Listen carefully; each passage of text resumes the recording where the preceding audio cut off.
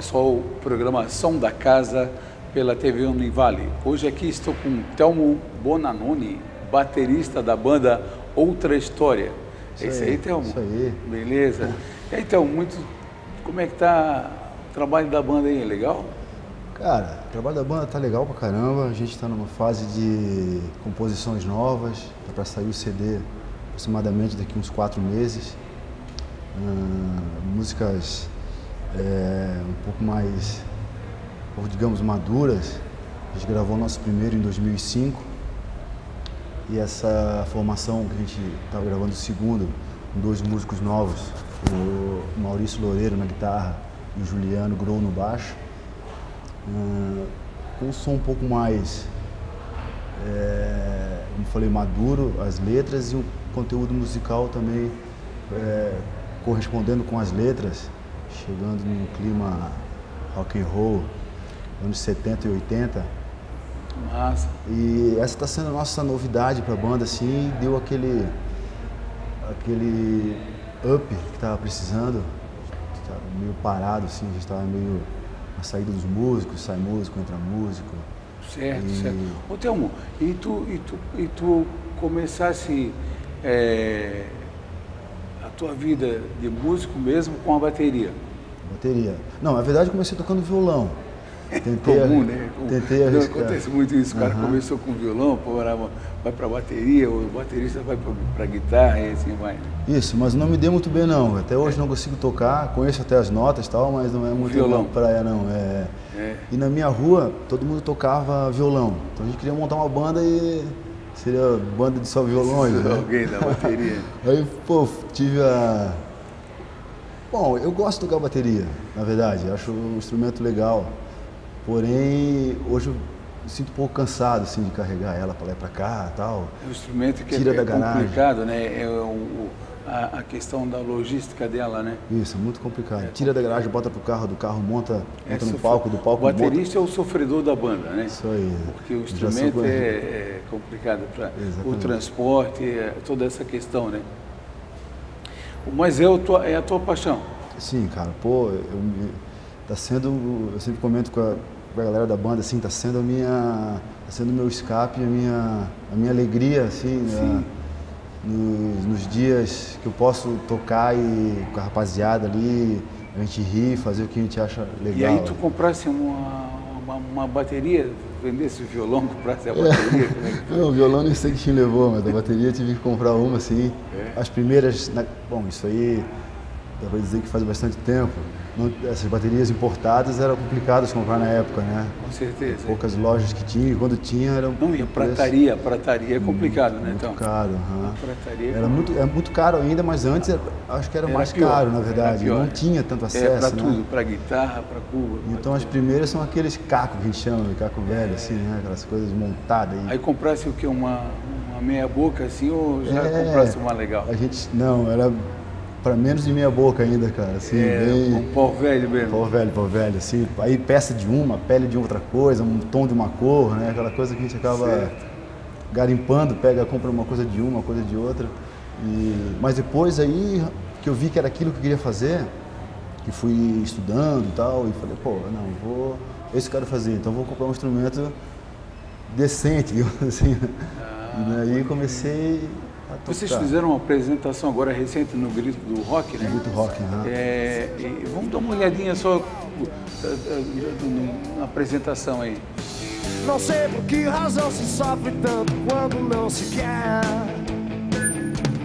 Quem guardou uma oração pra mim, ninguém fez uma oração por mim.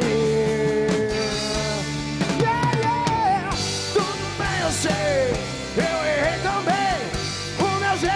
Difícil, mas defeitos quem não tem. O meu gênio é tão difícil, mas defeitos quem não tem.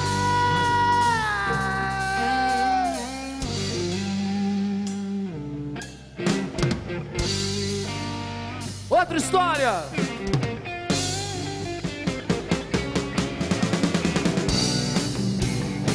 Talvez eu seja assim mesmo, seja um maluco qualquer. Deve ser isso mesmo, yeah, yeah, yeah. Yeah!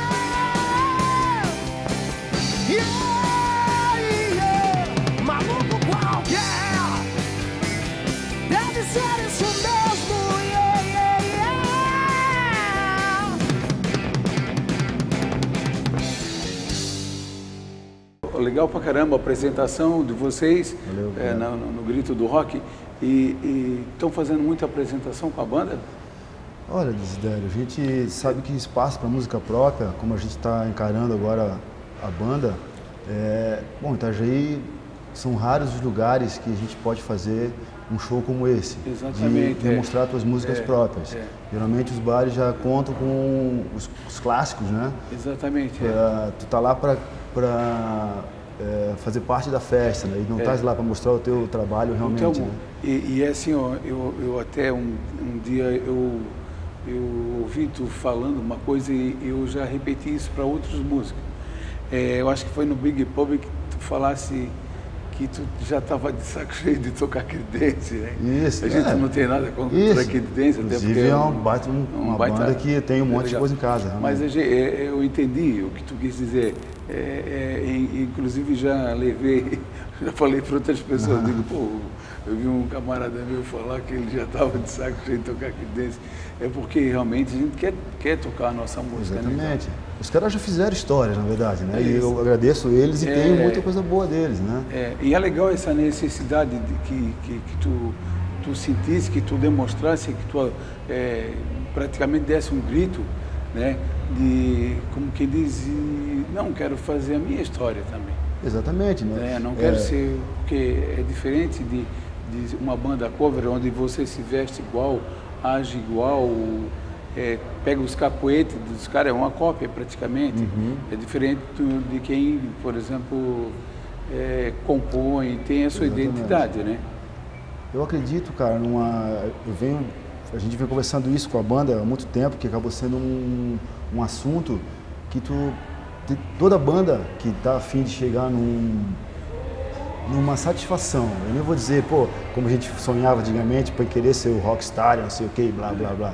É a satisfação tua, porque chega um momento que a continuidade tem que acontecer, cara. Tem que acontecer. Se todo mundo ficar no cover, vai chegar um momento que não vai ter continuidade, Eu entendeu? acho que esse é o passo realmente para o profissionalismo. Exatamente. Tu pensa, pô, estou me dedicando direto, como qualquer outra profissão, talvez mais ainda, e ainda não sinto que estou num patamar de profissionalismo.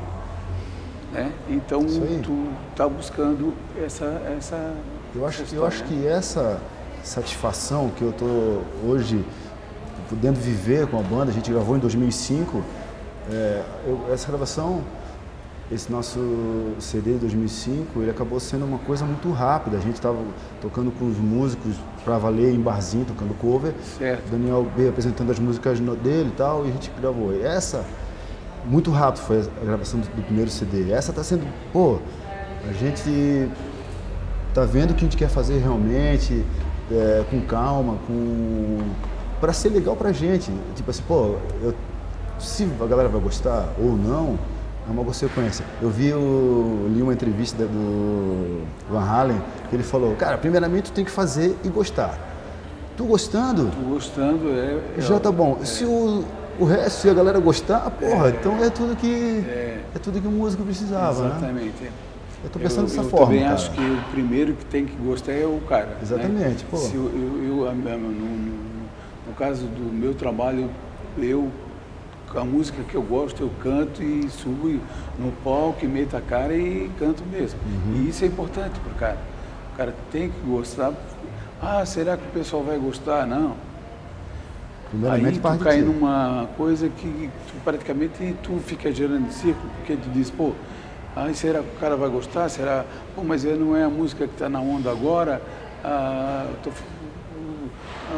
Os caras, por exemplo, estão usando um batidão, mas eu não estou usando. Não interessa, né? Eu acho que o importante é tu ter uma identidade, ser original na questão, né? E essa questão é assim, ó, a gente depende muito do público. O público da nossa região não é habituado a ver show de música própria. Exatamente. Já percebeu isso? Para eles, eles não conseguiram... eu fiz show em Florianópolis, é diferente. Curitiba é diferente. O público lá curte isso já. E tu percebe que aqui na nossa região, Itajaí, Balneário Camboriú e tal, ainda o pessoal não tem muito esse hábito de ir lá curtir uma banda, que tem um trabalho próprio. Não sei se falta de acreditar, né, nos próprios músicos, ou se é falta mesmo de talvez também a nossa produção daqui, que a gente praticamente está na mão hoje em dia de apoio do governo. Né? É lei do governo para fazer show, é lei tudo. Porque fazer show e o cara ir lá e pagar para ver o teu show, né? É bem difícil, né? Bem difícil. Como tu falou, o Grito, que a gente teve o prazer de dividir o palco junto com a Steel Wars, Christmas, de Toy, né? Galera legal, entre outros. E todo mundo sabe o que foi divulgado e tal, e acabei esquecendo os nomes agora. Mas assim, pô, pra mim foi um prazer, tá todo mundo respirando essa ideologia. E era tudo banda que tinha música própria ali. Tudo música de Jatão, como Desideratus, Steel Wars, Christmas, até o The Toy, que ninguém conhecia, eu puxei eles, levei eles para se apresentar no Big Pub, que eu fui jurado de um festival onde eu vi eles se apresentar. Tem uma ideia muito legal da proposta deles. Exatamente, uma história muito boa. Do Will. Essa menina, isso aí. Então assim, pô, esse Grito, eu acho que foi o Grito realmente. Eu acho que todo mundo tem que seguir esse exemplo. E, cara, dá para fazer. Tem méritos da Renata Rosa, que foi, acho que a cabeça de todo o evento. E inclusive chegamos lá no bar do Giovanni, e tu nos, pô, outra história não vai tocar, cara. Não, porque já estava fechado, né? Exatamente. Já estava fechado as bandas e tal. E aí eu lembrei que você também tem música própria, né? Porque assim, eu queria convidar outras bandas, só que eles não tinham músicas próprias. Exatamente. E aí coincidiu que vocês passaram ali e tal, e eu digo, vamos botar a rapaziada na roda também aí. E entrou em cima da hora, mas legal, rolou, isso, né? Pô, foi bom, agradeço até, né, a tua amizade e a tua... eu acho que é legal essa questão de um dar força para o outro. Exatamente. Da gente, né, logo que um tem uma oportunidade, chama o outro, botar tudo, até porque faz parte todo mundo da mesma panela, na verdade. Exatamente. O tema, nós vamos fazer um intervalozinho aí e já voltamos em seguida. Beleza.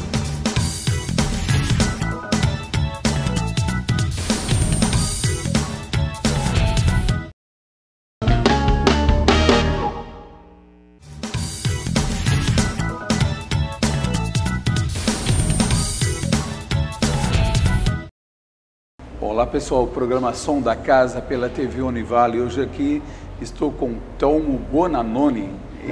Bonanomi, né? Bonanomi. Mas sabe uma coisa legal? Telmo Bona. Telmo Bona. É mais mais tranquilo. Mais tranquilo, né? Da banda Outra História. Isso aí. Não é isso? Ô Telmo, e aí continuando no papo que a gente estava sobre a questão de música própria, que até quero realmente conversar isso bastante contigo hoje, porque, como eu te disse, aquela frase que tu me passou um dia, dizer, cansei de tocar Creedence, não aguento mais tocar Creedence. Eu acho que o pessoal também tem que, o pessoal, até dos bares, né? Eu fiz vários pubs e ainda faço hoje em dia com música totalmente, música própria minha e tal, isso aqui. Às vezes jogo um Hendrix lá no meio, uma coisa assim. Mas é legal também que o pessoal também peça, né? Vai curtir, né? Claro, pô, isso aí faz parte da... Eu também ouvi uma frase de um amigo que falou, existe o que tu consegue para informação, que são esses clássicos que a gente acabou tocando. E a identidade tua é que tu vai... Aí sim, aí tu vai definir no teu som, né? Exatamente. Claro que vai vir aquelas pequenos furtos, né?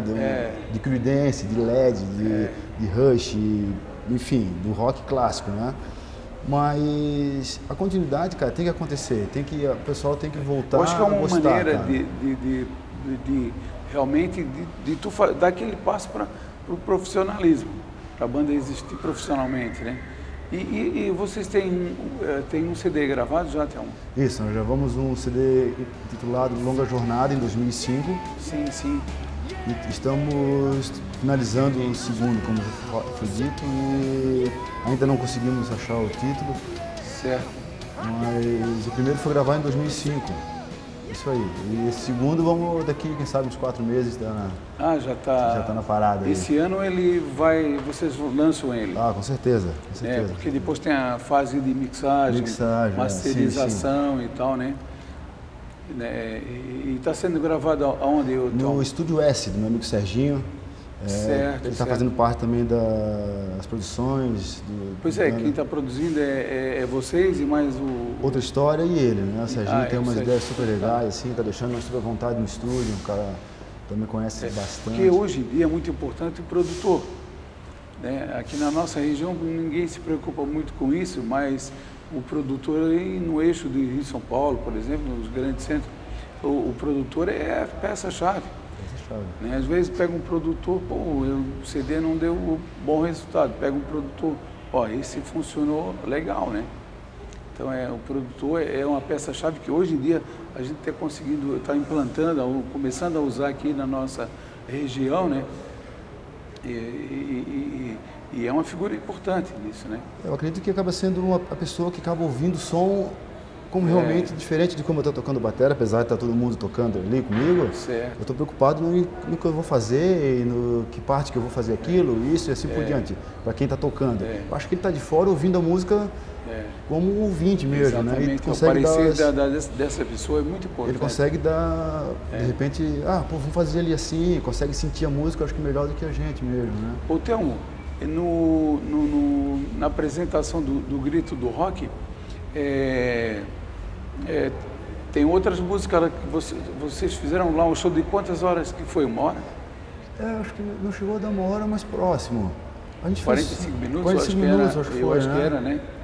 Talvez um pouquinho a mais, que a música acabou estendendo um pouco. E ali foi massa, né? Cara, por mim eu só faria isso, cara. Tocava só em evento desse... Vamos então curtir mais um som aí do Grito do Rock aí. Quando amanhecer eu quero me mandar pegar a estrada pra lugar nenhum. Pra seguir meu rumo eu só preciso andar, porque o caminho certo é só um. E quando anoitecer quero poder chegar em algum lugar tranquilo e descansar. Se eu sentir saudade eu pego as fotos velhas que eu carrego pra lembrar. Eu tô de malas prontas, preciso viajar. Eu tô de malas prontas, vou pra onde Deus me levar.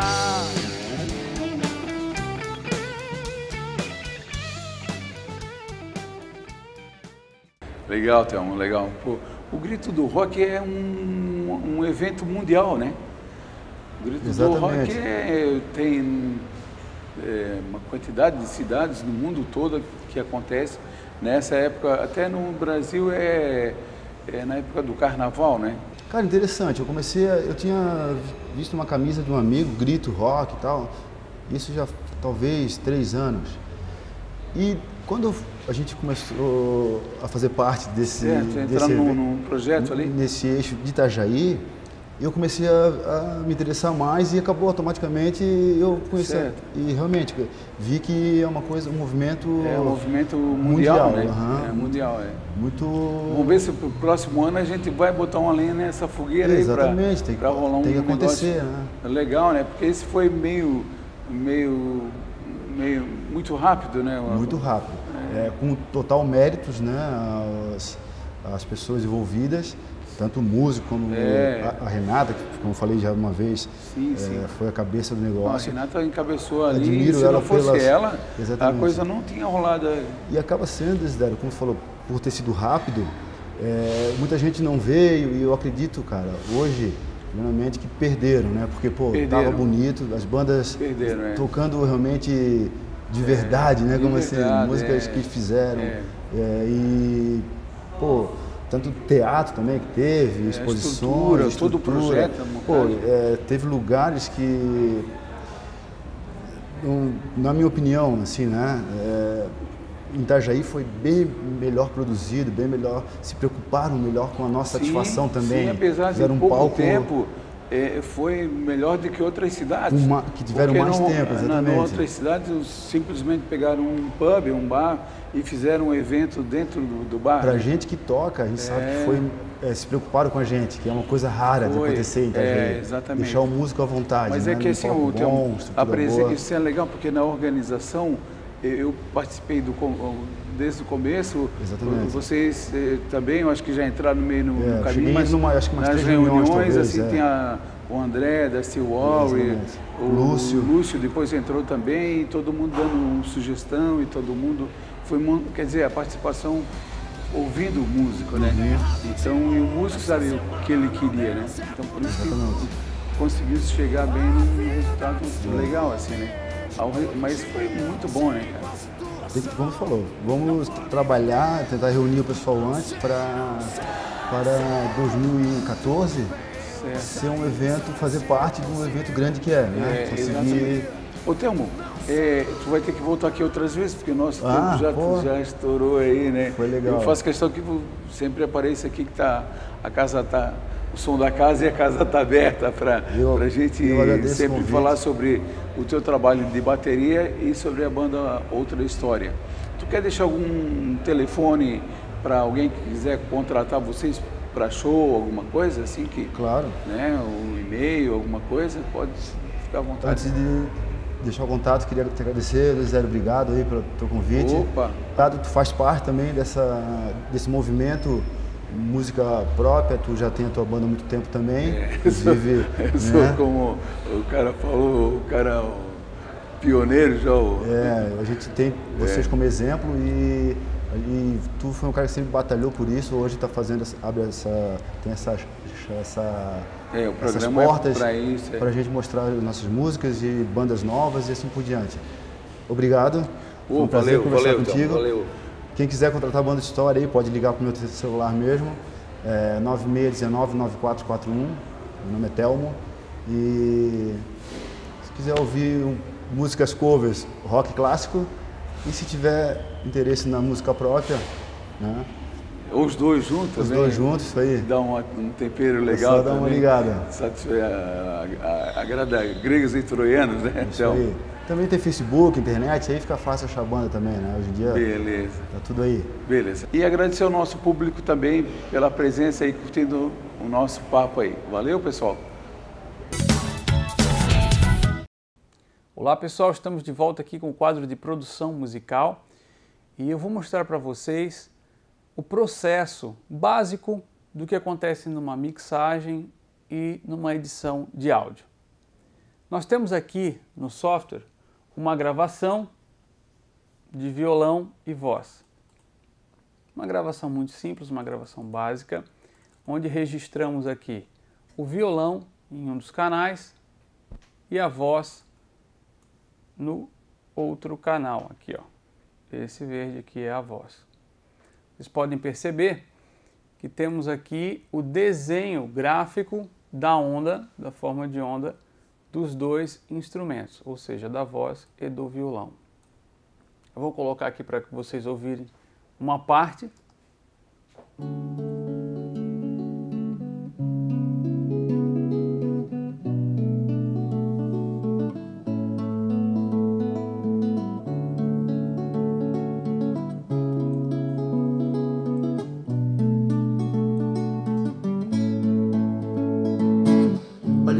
Sentado na canoa, na praia e pescaria, não é à toa.